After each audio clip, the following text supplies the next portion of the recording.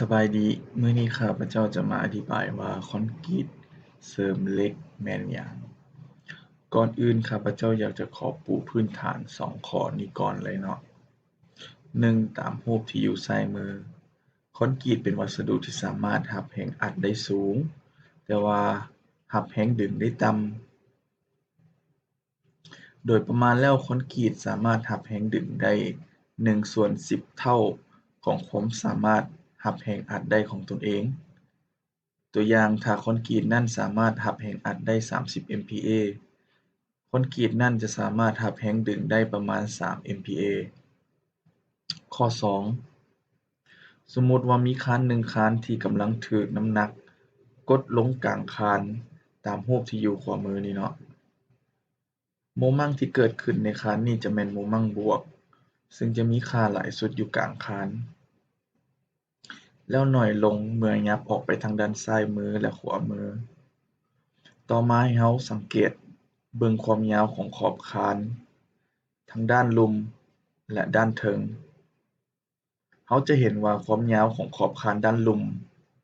แม่นมีความยาวขึ้นและขอบคานด้านเทิงแม่นมีความสั้นลงเมื่อเทียบกับตอนก่อนที่จะมีน้ำหนักมากดใส่สิ่งนี้บอกให้เรารู้ว่าขอบคานด้านลุ่มแม่นกำลังถูกดึงและขอบคานด้านเทิงแม่นกำลังถูกอัดมาจากทั้งด้านซ้ายมือและขวามือซึ่งแรงดึงและแรงอัดนี้จะมีค่าใหญ่ขึ้นและน้อยลงตามค่าของโมเมนต์ถ้าโมเมนต์น้อยลงแรงดึงและแรงอัดนี้ก็จะน้อยลงตามตรงกันข้ามกันถ้าน้ำหนักที่มากดใส่คานนั้นเปลี่ยนมาดันคานขึ้นโมเมนต์ที่เกิดขึ้นอยู่คานนั้นจะแม่นโมเมนต์ลบและขอบคานด้านลุ่มแม่นจะถูกอัดและขอบคานด้านเทิงแม่นจะถูกดึง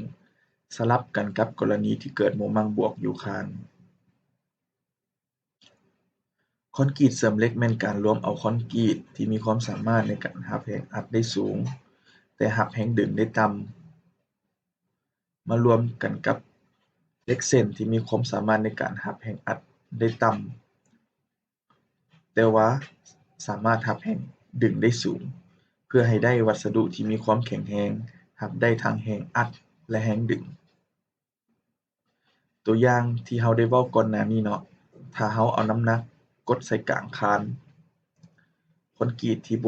บ่ได้เสริมเหล็กเราจะเห็นรอยแตกอยู่ขอบคานด้านลุ่มเพราะเป็นบอนที่คอนกรีตรับแรงดึงเพื่อแก้ปัญหานี้เราจึงเอาเหล็กเส้นไปใส่แทนอยู่บอนนั้น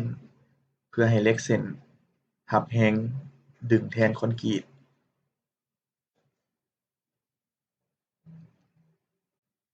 นี่แม่นตัวอย่างของการเสริมเหล็กตัวอย่างทำอิฐแม่นเกิดโมเมนต์บวกอยู่คานขอบคานด้านลุ่มแม่นรับแรงดึงดังนั้นจึงเสริมเหล็กอยู่ด้านลุ่มและจะเสริมเหล็กหลายกว่าหมู่อยู่บอนกลางคานเพราะเป็นบอนที่มีโมเมนต์สูงกว่าหมู่ส่วนตัวอย่างที่2แม่นเกิดโมเมนต์ลบอยู่คานขอบคานด้านเทิงแม่นรับแรงดึงดังนั้นจึงเสริมเหล็กอยู่ด้านเทิง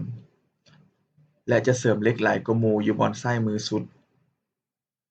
เพราะเป็นบอนที่มีค่าโมเมนต์สูงกว่าหมู่ตัวอย่างที่3แม่นเกิดมีทั้งโมเมนต์บวกและโมเมนต์ลบอยู่โมเมนต์บวกแม่นเราจะเสริมเหล็กอยู่ด้านลุ่ม